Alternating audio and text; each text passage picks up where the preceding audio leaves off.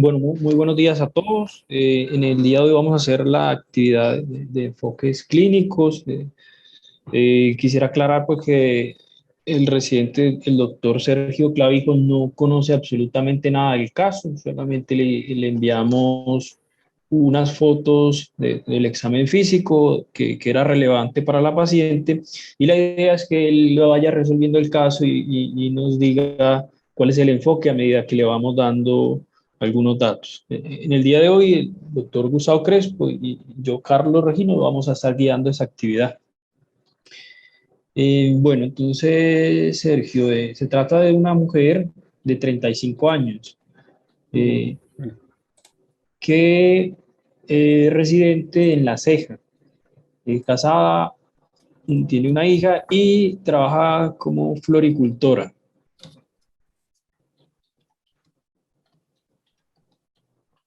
35 años.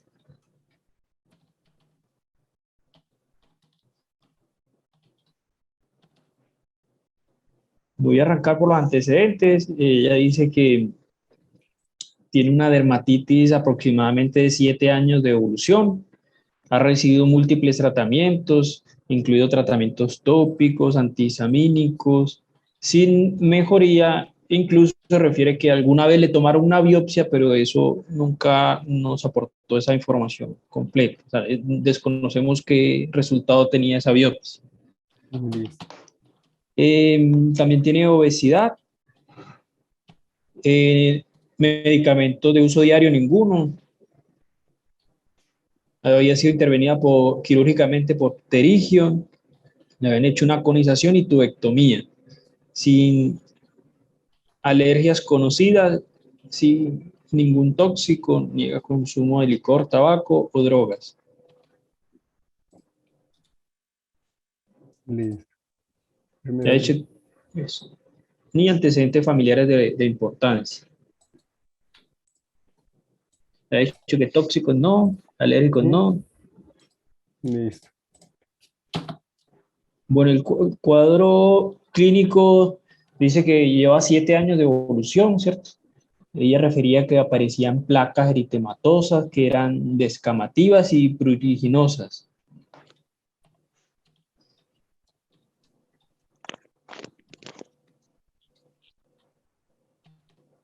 Inicialmente en la región inguinal, luego en axila, cara, es decir, era generalizado. A veces iniciaba como pequeñas vesículas que se erosionaban. Aparte, tenía la piel muy seca, con descamación incluso en los dedos, y le aparecían costras. Todo eso de 7 años de evolución.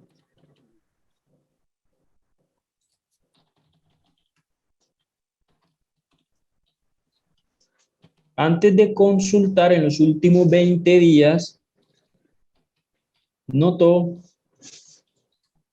algunas adenopatías cervicales, malestar general, astenia, adinamia, diaforesis.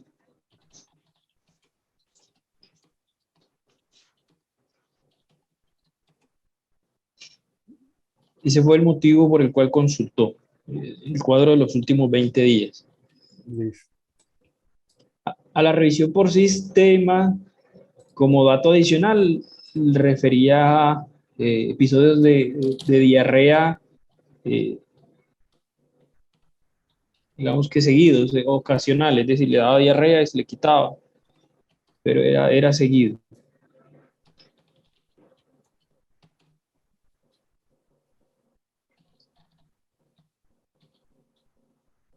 Listo.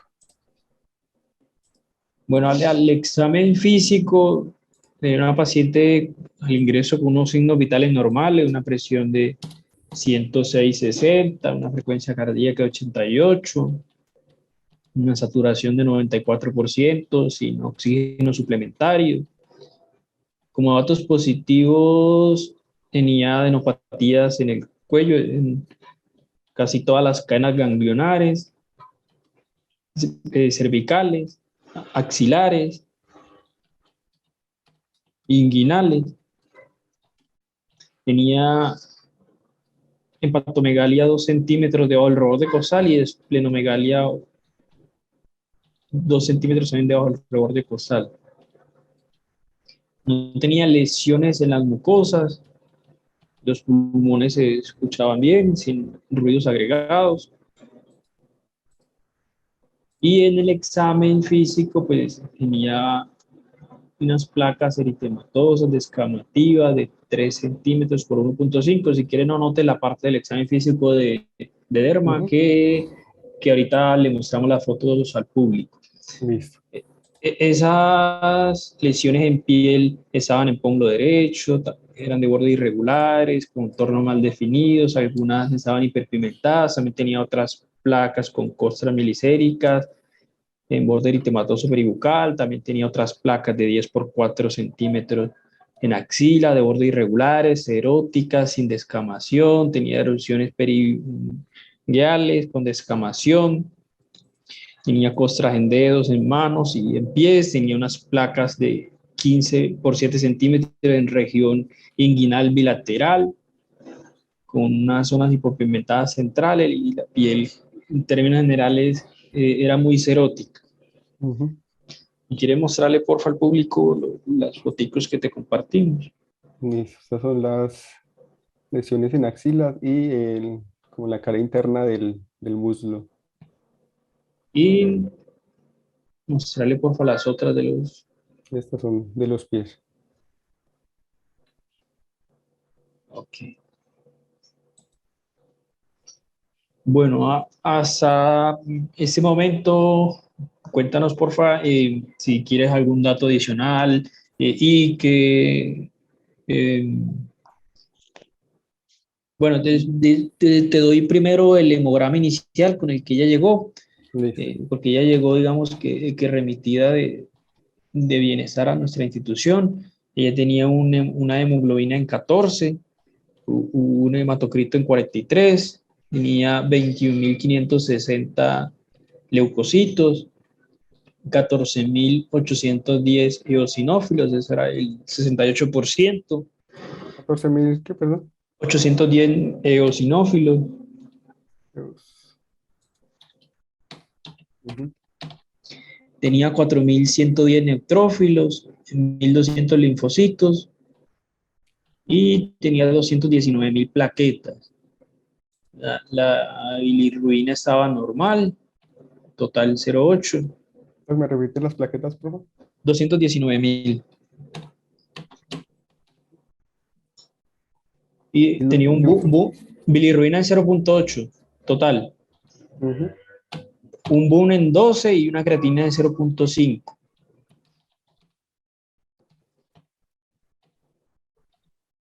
Listo.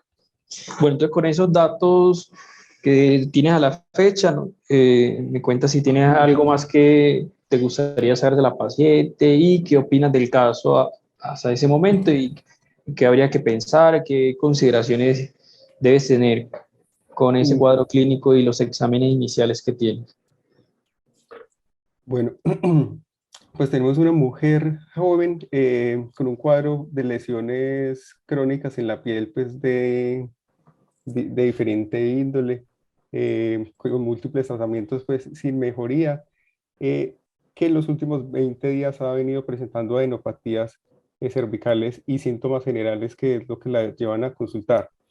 Eh, Al examen físico se encuentran únicamente, pues, como, bueno, las adenopatías en todas las cadenas ganglionares y la hepatosplenomegalia y la lesiones, pues, en pie. Eh, Tiene un hemograma, pues, en que es evidente, pues, una leucocitosis, pues, con un predominio de eosinófilos, digamos que una eosinofilia severa.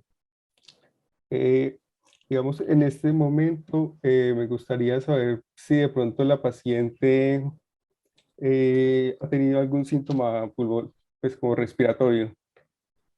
Sí, ocasionalmente refiere tos. Pues, ujú.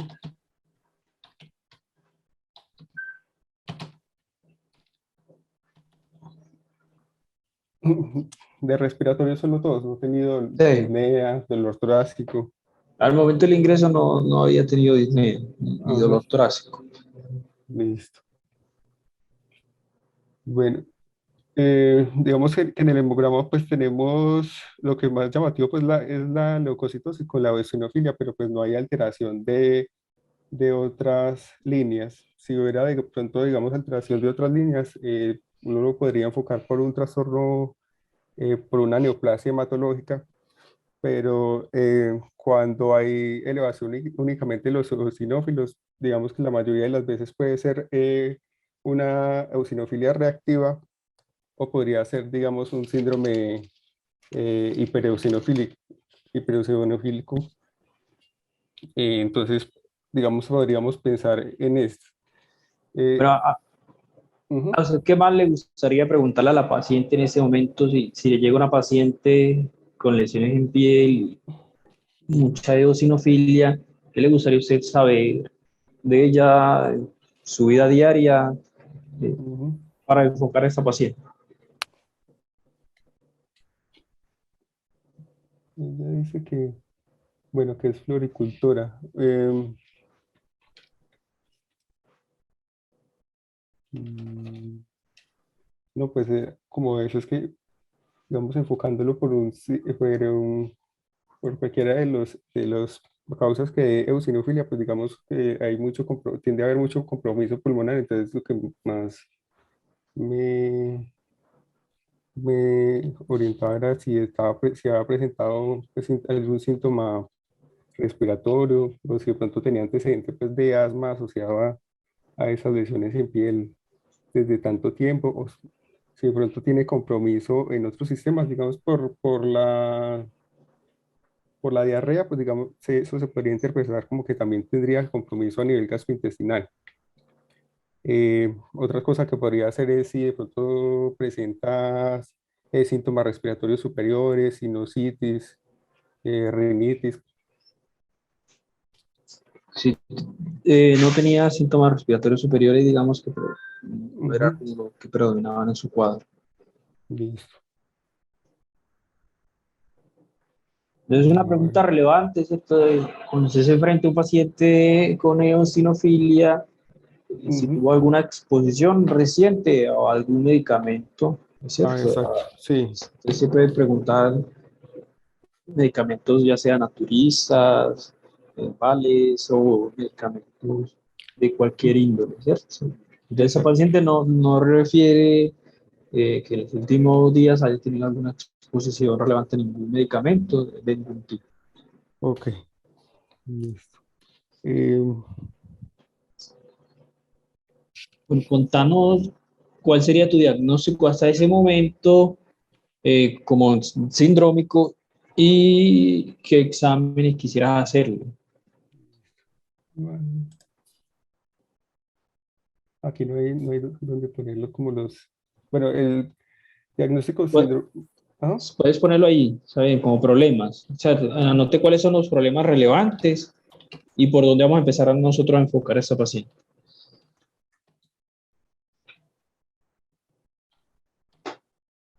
listo, digamos, el primer problema sería como la leucocitosis con eosinofilia. Entonces, ¿cómo defines eosinofilia? Eh, Hipereosinofilia Hipereosinofilia y, sería eosinofilia y de eosinófilos mayores de 500. ok, Hipereosinofilia mayor a 1500. Digamos. También hay una clasificación pues, que puede ser leve, que es de 500 a 1500, moderada de 1500 a 5000 y severa pues ya cuando está por encima de eso. 5000, pero pues, esos ¿Y valores. cómo Ujú. se define síndrome hipereosinofílico? Pues el síndrome hipereosinofílico tiene tres criterios que son ese. El primero, pues que tenga eosinofilia mayor a 1500. El segundo es pues que tenga compromiso en la médula ósea con eosinófilos mayor del 20% y que tenga infiltración tisular, o sea, que tenga compromiso pues de otros órganos, que puede Eso ser... entonces, Ujú, sí, entonces, eosinofilia mayor a 500, sí, hipereosinofilia mayor a 1500 y sí, síndrome hipereosinofílico sería una eosinofilia mayor a 1500 y la infiltración de los eosinófilos en cualquier tejido o daño tisular asociado a la eosinofilia. Eso generalmente debe estar por lo menos durante un mes para hablar de síndrome hipereosinofílico que se sostenga en el tiempo, ¿cierto? Sí, Ok. listo. Por otro lado, es que no sé esto por qué está dejando tanto espacio. Y ahí hay otro Ujú. concepto que sería un daño de órgano asociado a eosinofilia, generalmente que son, puede ser uno o varios órganos, generalmente pueden haber enfermedades específicas únicas con daño de órgano, como por ejemplo esofagitis eosinofílica, neumonitis eosinofílica, entre otros.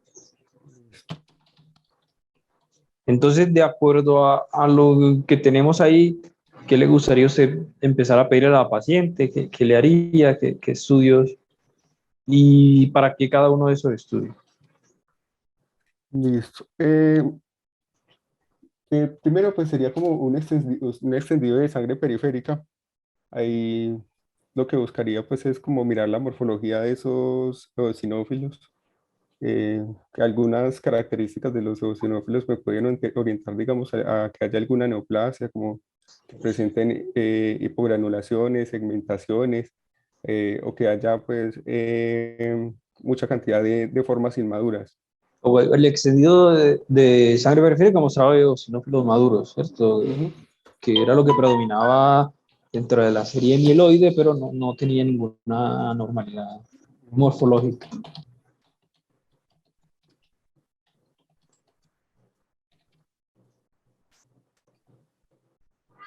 Listo. Ya función renal ya medida. Pues, anemia no tiene, plaquetas normales. Mm, bueno, digamos que por ahora como el laboratorio es eso, me gustaría de pronto saber si la paciente sí tiene eh, una radiografía de tórax. Sí, la radiografía de tórax, digamos que sin compromiso en el parénquima pulmonar. No habían infiltrados al inicio pues, de todo el cuadro, sin derrame pleural, sin ninguna anormalidad relevante.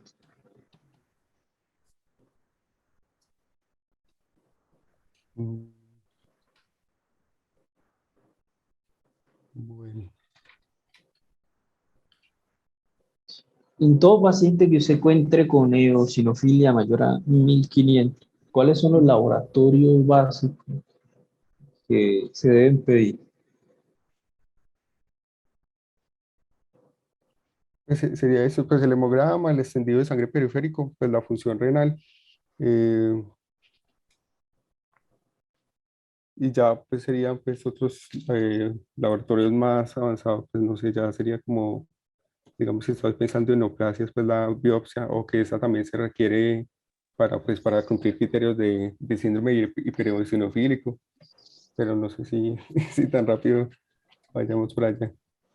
No, hay unos exámenes básicos que Ujú, ayudan al enfoque, ¿cierto? Todo paciente ujú, con más de 1500 eosinófilos hay que pedirle B12, ujú. triptasa,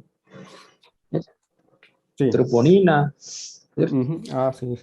Para ir buscando si hay algún compromiso de algún órgano, ¿cierto? La radiografía Ujú. del tórax. Exacto. Exacto, un electrocardiograma también, digamos, pensando en compromiso cardíaco. Mm, ¿Cuál es la justificación de pedirle B12 a estos pacientes? mm, bueno, lo que leí es que la del B12 nos ayudaba a orientar hacia neoplasias hematológicas, pero la verdad no entendí pues, como si estaba elevado o si estaba bajita. Entonces, una Ujú, B12 elevada, generalmente mayor a 1200, ujú. se puede ver en neoplasias mieloproliferativas crónicas y síndromes hipereosinofílicos. Ok. Eso lo que sucede es que este tipo de enfermedades hace que se produzca aptocorrina, ¿cierto? Ujú. Si se Sí. recuerda el metabolismo de la B12, ¿cierto? La B12 entra al tubo digestivo, se une a factor Ujú. intrínseco, viaja por todo el intestino, en el hilo donde sale, se une al receptor que se llama cubilina, allí Ujú. eso hace que pase pues, al torrente sanguíneo, ahí en el torrente sanguíneo se une a la transcobalamina, y Ujú. hay varios tipos de transcobalamina, uno, 2 y 3, y aptocorrina. La gran mayoría de la B12 circula por la transcobalamina 2 pegada a la aptocorrina. ¿Qué pasa Ok. en las neoplasias mieloproliferativas crónicas?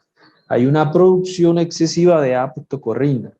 Entonces, esos pacientes que tienen aptocorrina elevada hace que la gran mayoría de la B12 se mantenga en sangre, ¿cierto? Porque no se intercambien hacia las otras transcobalamina y penetre al hígado, que es donde se va a depositar mayoritariamente. Entonces se mantiene la B12 en sangre por la producción excesiva de aptocorrina. Ok. Entonces, tener una B12 muy elevada nos hará sospechar en la posibilidad de una enfermedad mieloproliferativa crónica. De Ok. igual manera, los niveles elevados de triptasa también. ¿Listo? Ajá. Listo. Digamos, pensando pues en el síndrome eosinofílico, también estaba pues que este eleva la IgE, no sé si... También hay que pedir las inmunoglobulinas Ujú. como para clínicos iniciales. Ujú. Esta paciente tenía una IgE elevada. Eh,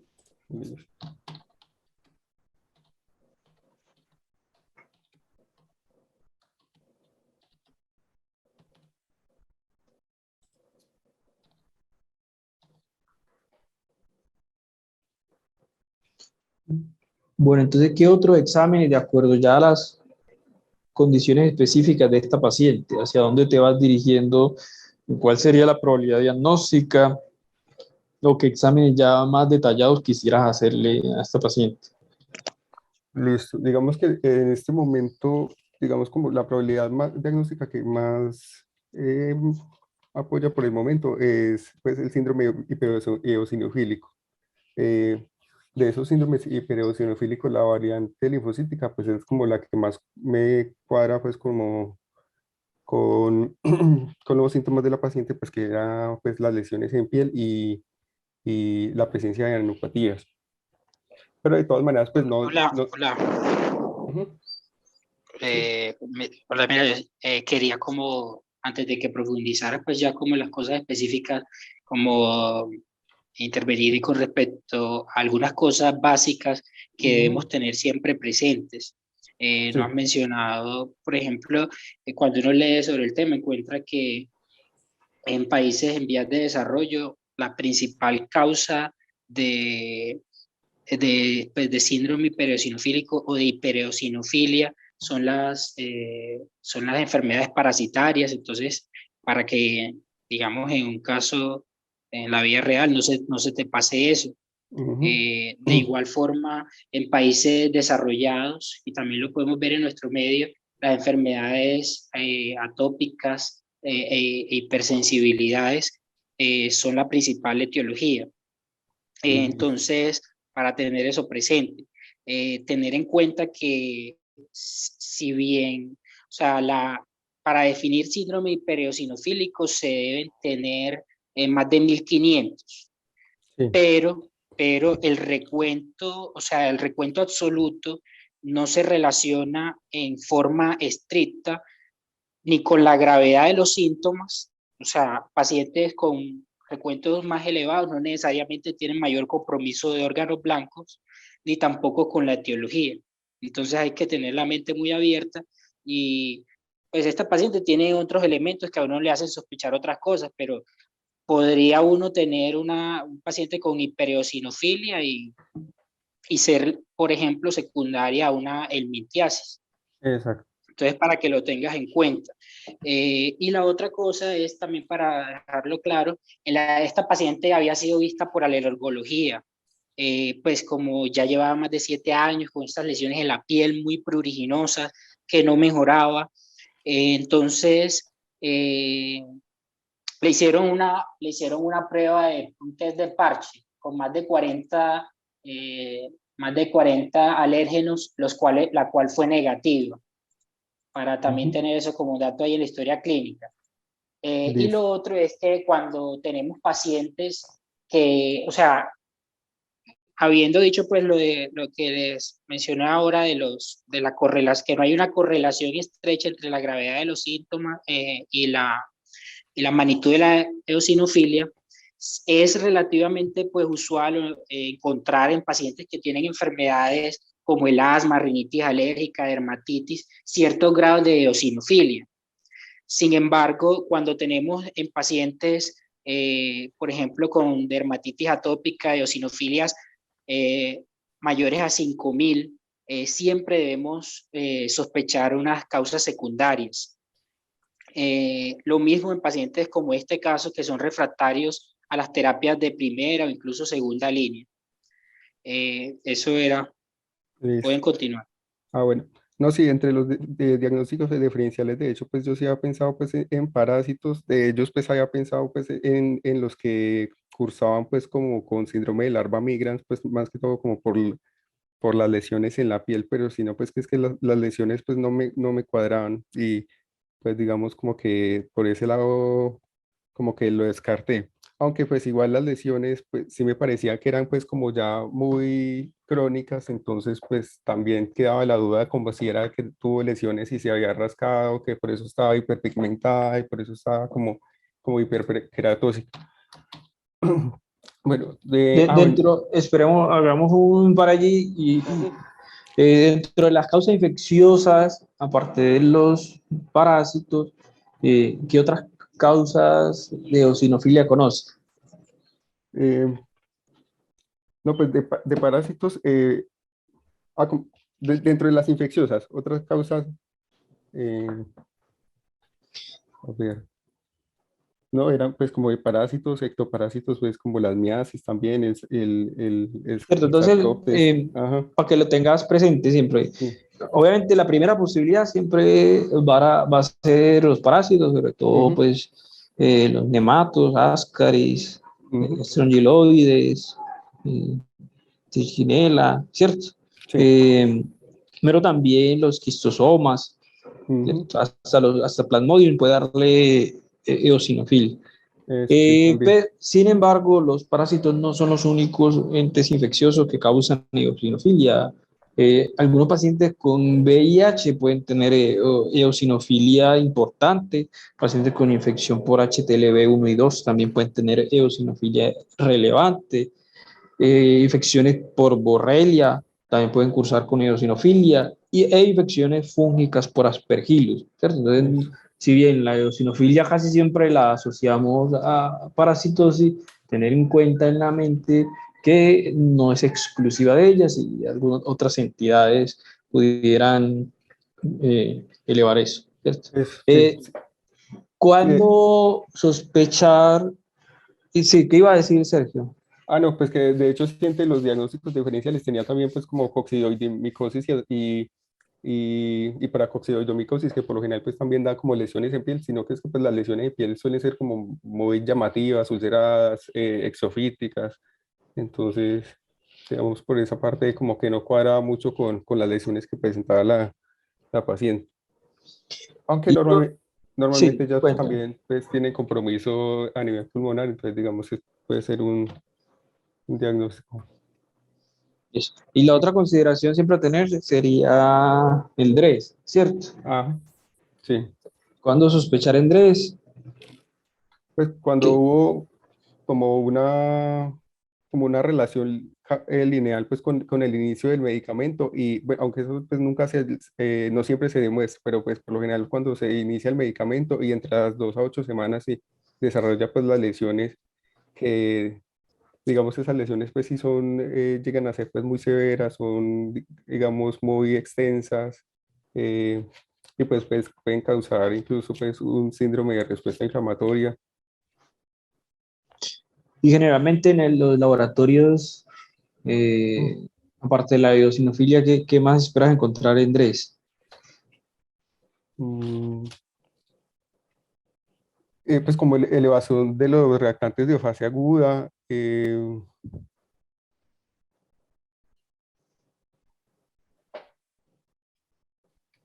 Y compromiso hepático, ¿cierto? Es ujú, común encontrarlo en DRES, sí, las transaminasas. eso. ¿Tú recuerdas cuáles son los medicamentos más usuales que generen DRES? Sí, pues los más usuales son, son los anticonvulsivantes, entre ellos pues la carbamazepina, la fenitoína, la lamotrigina y el fenobarbital. Y el resto son en su mayoría pues antibióticos, como la vancomicina, la aminociclina, todos los antituberculosos, y también los betalactámicos y el trimestopin. Perfecto, y los AINES también, ¿cierto? Ah, sí. Ok. Bueno, entonces, ¿qué otras enfermedades específicas pudiera cursar con eosinofilia? Bueno, dentro, O sea, bueno, ¿cuáles serían los diagnósticos diferenciales de este paciente? eso. Dentro de los exámenes me faltó que ya lo mencionó el VIH, porque tenía pues un diagnóstico que estaba asociado pues a VIH. O sea, muy negativo.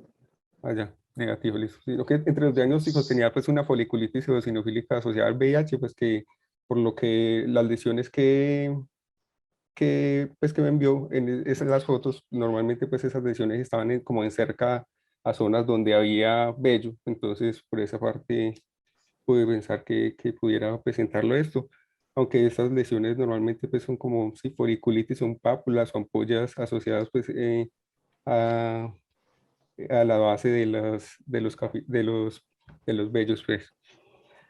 Listo. Entre otras diagnósticos diferenciales, también había pensado en una granulomatosis eosinofílica con poliangitis o el Church-Strauss, eh, que también pues, puede tener pues, compromiso así multisistémico, presentar pues, la eosinofilia, comprometer muchos sistemas, entre ellos pues, la piel, el pulmón, otorrinolaringológico, cardiovascular. Digamos que lo más llamativo en ellos siempre es pues como que presentan esos síntomas respiratorios crónicos, asma. Por eso pues le pregunté como al principio si la paciente presentaba como esos síntomas. La paciente durante su evolución tuvo una crisis asmática de novo, digámoslo Ujú, así. Tuvo síntomas de broncoespasmo durante su ujú. evolución. Pero entonces, ¿qué te haría pensar que tuviera una granulomatosis con poliangiitis? Eh, ¿Y qué estaría en contra? ¿Que ese diagnóstico sería uno de los principales o lo Mm, tendrías ahí? eh, yo Ve diría que anotando, por favor, los diagnósticos ujú, en orden en que tú consideres ujú. cuál sería lo más probable.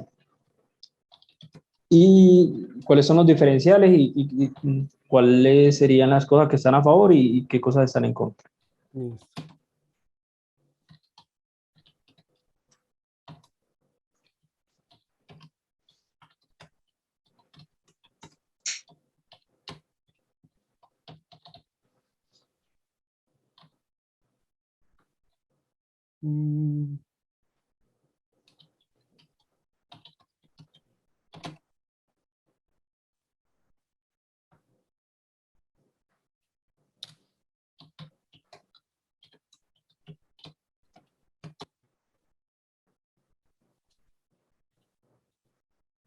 Mm, Listo, pues serían como esos dos.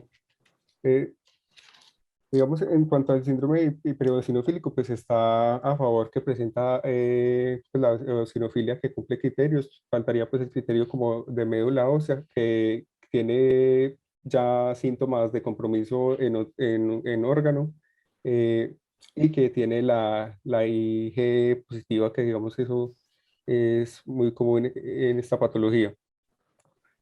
En cuanto Quisiera aclararte que no necesariamente debe ser una médula ósea, ¿cierto? Debe ser ujú, compromiso de cualquier órgano. ujú, Para yo hablar de síndrome hipereosinofílico, o sea, tener los 1500 y compromiso en tracto digestivo, en pulmón, en piel, es suficiente para hablar de síndrome hipereosinofílico. No necesariamente es obligatorio una médula ósea.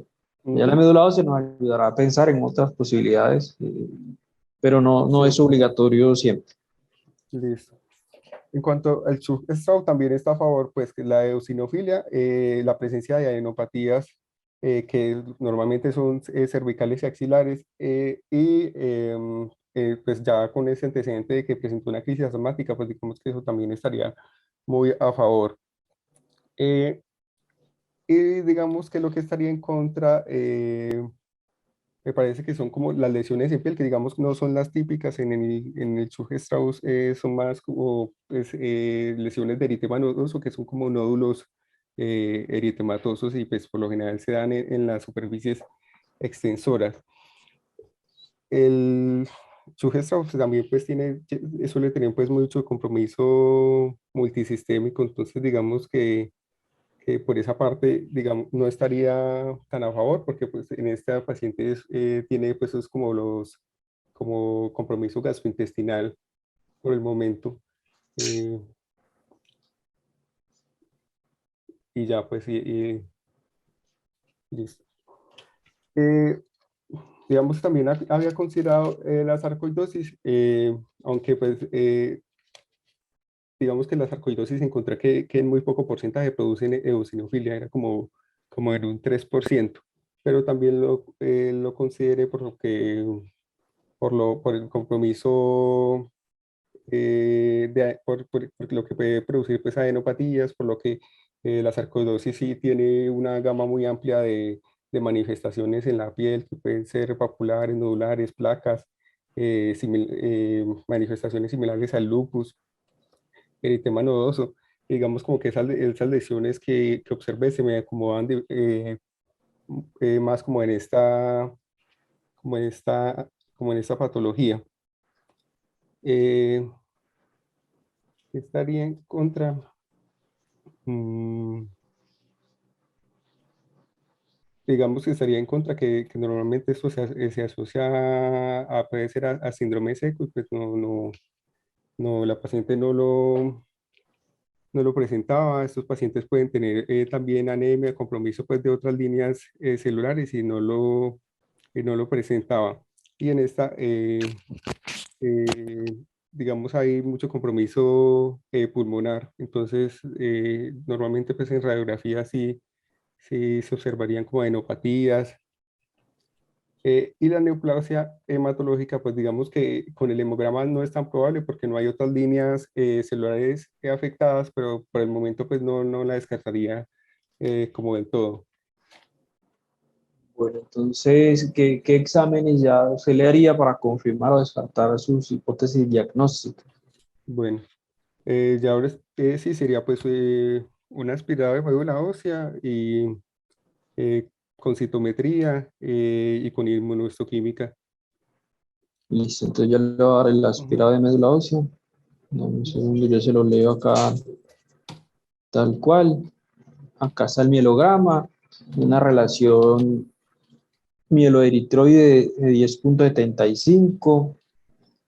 eh, tenía 83% de eosinófilos allí en la médula, era una médula hipercelular, 85%.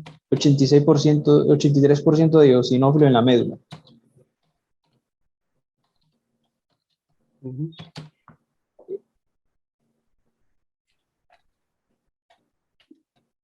El aspirado, digamos que no mostraba ninguna anormalidad relevante. Había muy poquitos megacariocitos hipoliobulados, pero digamos que los neutrófilos no se veían con defectos llamativos. Ok. Y la citometría de flujo mostraba también un aumento de los eosinófilos, pero sin patología, digamos que monoclonal. Esos eran eosinófilos policlonales, Ujú. sin restricción de las cadenas kappa ni lambda, CD4 y CD3 positivos.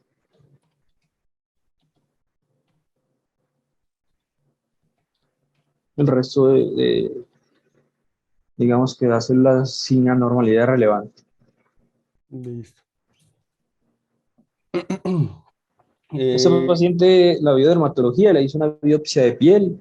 En la biopsia de piel se Ujú. veía un extenso infiltrado inflamatorio mononuclear, acompañado también de muchos eosinófilos. No había esponjiosis, no había otras anormalidades.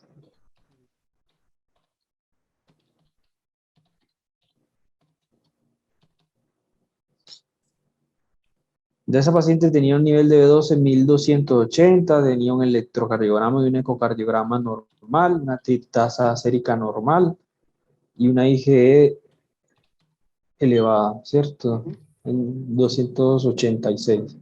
Listo.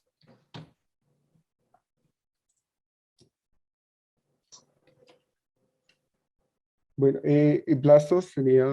No, digamos que tenía, creo que 2% de blastos. Dame un segundo, ya sé que era normal, eran precursores hematopoyéticos normales.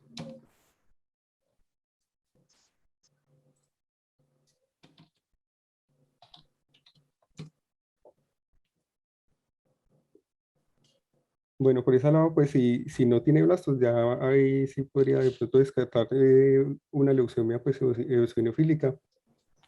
Eh, eh, ya, digamos, con este porcentaje de eosinófilos en ese aspirado, cumpliría la paciente criterios pues, para el síndrome hipereosinofílico, que ya cumpliría, digamos, los tres criterios, que sería pues el más, en sangre periférica, más de 500, más de 20% de 1500. médulas. Ajá. Y la infiltración, pues, a tejido, pues, que digamos, asumiendo que, digamos, la diarrea y eso, pues, ese se pueda considerar como compromiso a nivel gastrointestinal y los síntomas respiratorios como compromiso a nivel pulmonar. Y lo otro que, digamos, está muy a favor de eso es la presencia de ese 3 y ese 4 positivo en la citometría, que eso, pues, sí es eh, un característico pues, del síndrome hiperiosinofílico y más esta variante pues, linfocítica. Una pregunta, yo le quería como hacer caer en cuenta, esta paciente, o sea, desde el punto de, aparte de la hipereosinofilia, esta paciente desde el punto de vista clínico tiene hallazgos que lo hacen pensar a uno de entrada en un trastorno linfoproliferativo. Ujú. Tiene adenomegalia, está llena de adenopatías cervicales, mediastinales, retroperitoneales, inguinales, tenía síntomas B. Ujú. Eh, ¿No te parece como apresurado decir que tiene un trastorno, una hipereosinofilia variante linfocítica, sin todavía saber pues a qué se ven esos ganglios, esas Eh, adenopatías? sí, sí, es verdad. Es verdad, pues la mayoría de estas enfermedades que he mencionado, pues suelen tener esos síntomas B, pero, y pues suelen tener adenopatías, pero sí, digamos, sería sí, muy apresurado y sería bueno pues también estudiar esas adenopatías. Entonces no sé si le hayan hecho de pronto alguna biopsia de algún ganglio. Sí, efectivamente, a esa paciente se le hizo una biopsia del ganglio. Ujú. Eh, Te voy a dar el reporte preliminar de esa biopsia. Entonces, hay un ganglio linfático con una arquitectura alterada. Se observa proliferación que se extiende a la cápsula y el tejido periganglionar, sin formación de centros germinales ni folículos linfóides, una expansión paracortical, abundantes eosinófilos. Y Sí. el patólogo concluye que hay una proliferación linfóide atípica y que lo va a caracterizar con la inmunohistoquímica. Ujú. Mm. Entonces, Bueno. en ese Ujú. escenario se sigue pensando en que hay una eosinofilia Ujú. primaria, una eosinofilia secundaria o una eosinofilia con un compromiso de un órgano aislado o qué es lo que usted está considerando de diagnóstico en esta paciente ya con todos los elementos que tiene? Sí, pues puede ser más bien pues como una eosinofilia secundaria, digamos con ese reporte de esa biopsia, de pronto sí pensar más bien en un linfoma dentro de los linfomas que pudieran presentar eosinofilia y digamos lesiones en piel. Encontré que digamos el más frecuente era el linfoma Hodgkin, que de pronto me faltó sí ponerlo ahí en los diagnósticos diferenciales. Mm. Eh, Esta paciente pudiera tener una eosinofilia primaria. Eh, ¿Se le buscaría alguna cosa para descartar eosinofilia primaria? Mm, ¿Qué habría que pedir para ya descartar eosinofilia primaria? mm, no, no, no sé. Bueno, entonces recordémosle un poquito al público, ¿cierto? Que Mm, hay eosinofilias primarias y eosinofilias secundarias, ¿cierto? Entonces, ujú, las eosinofilias primarias son algunas de las que se han nombrado, ¿cierto? sí. Son los mieloproliferativos crónicos. Ujú, Generalmente uno lo que busca en estos pacientes son alteraciones citogenéticas que llevan a que los eosinófilos sobrevivan más de lo normal, ¿cierto? ujú, Y se forme un trastorno clonal. Eh, Siempre que tenga la sospecha de una eosinofilia primaria, habrá que pedir las mutaciones específicas. Si te acuerdas cuáles son las mutaciones específicas de esos pacientes, mm, no, no lo recuerdo puntualmente. ¿No? eso, entonces, hay unas mutaciones específicas para hablar de eosinofilia clonal, ¿cierto? Y es el receptor alfa, el factor de crecimiento derivado de las plaquetas, PDGFR alfa, Ujú, eh, el receptor también beta, también del receptor, el factor de crecimiento derivado de las plaquetas, el receptor uno, el factor de crecimiento derivado de los fibroblastos, y también se puede pedir ya con dos, BCR-ABL, porque hay eh, neoplasias mieloproliferativas crónicas con eosinofilia. ok, Entonces, en esta paciente, durante su enfoque, se le solicitaron esas pruebas y no se le pidió pues una PCR para PDGFR alfa que fue negativa. ujú,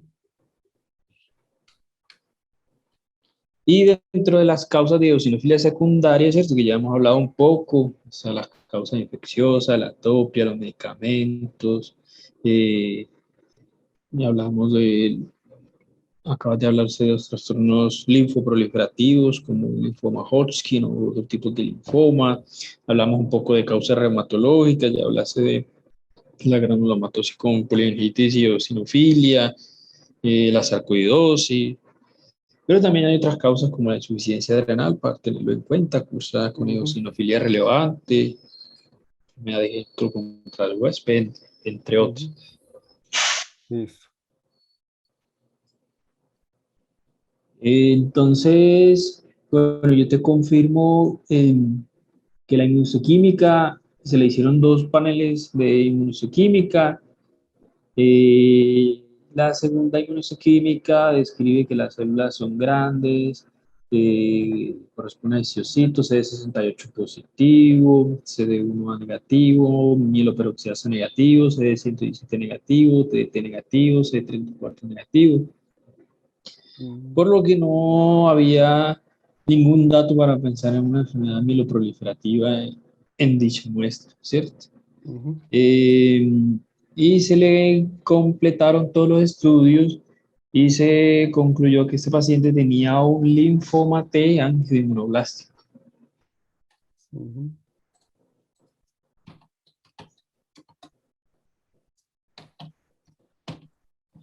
Linfoma T, perdón. Eh, Angioinmunoblástico.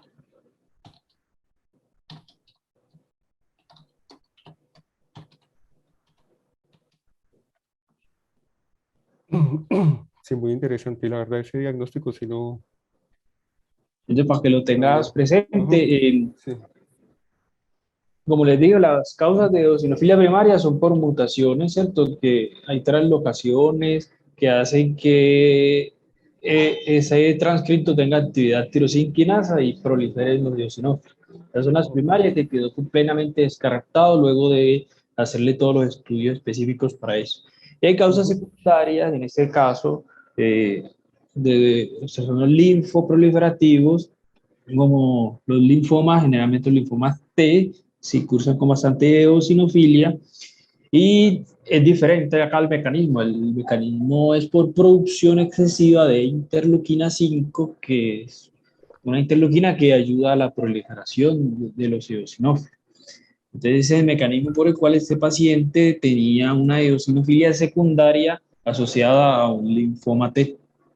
ujú, ok.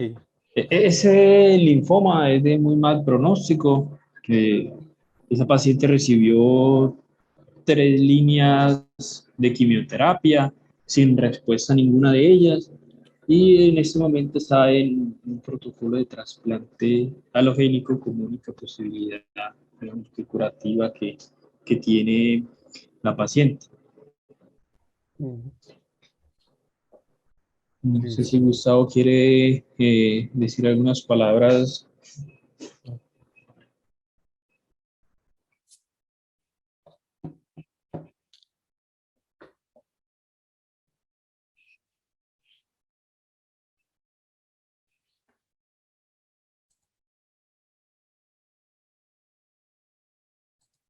¿Ya está?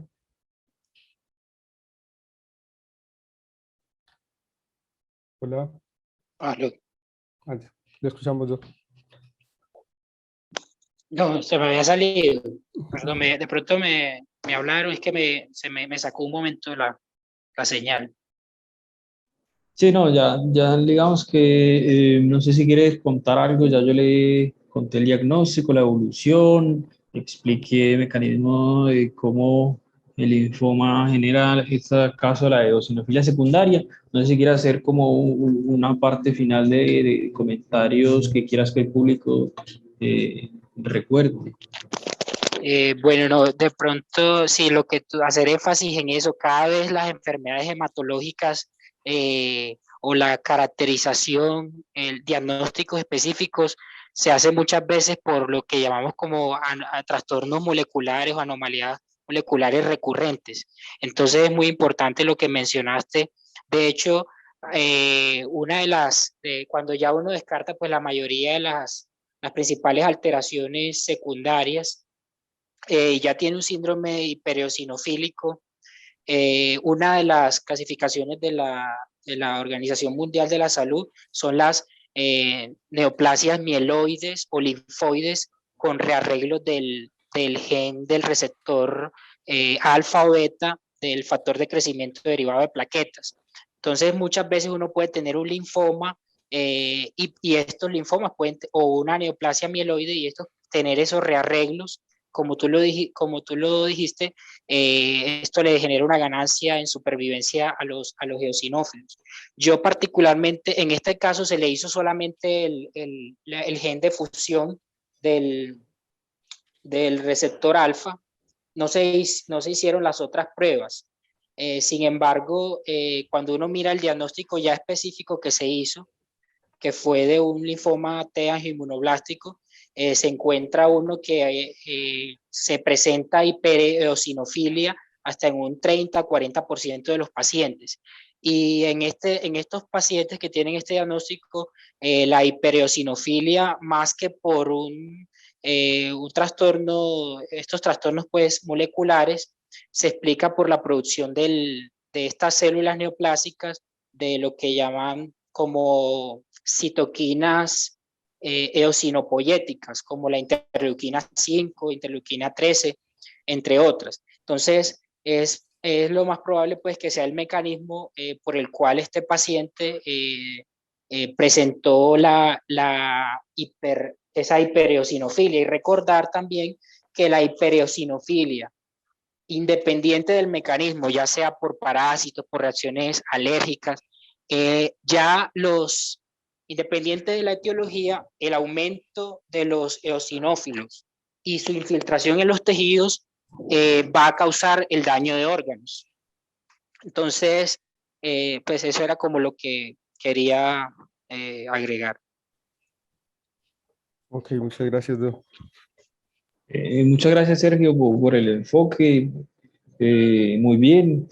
Muchas gracias al público pues, por prestarnos atención y espero pues que hayan quedado algunos conceptos claros del enfoque de los pacientes con eosinofilia. No, no, muchas gracias a usted.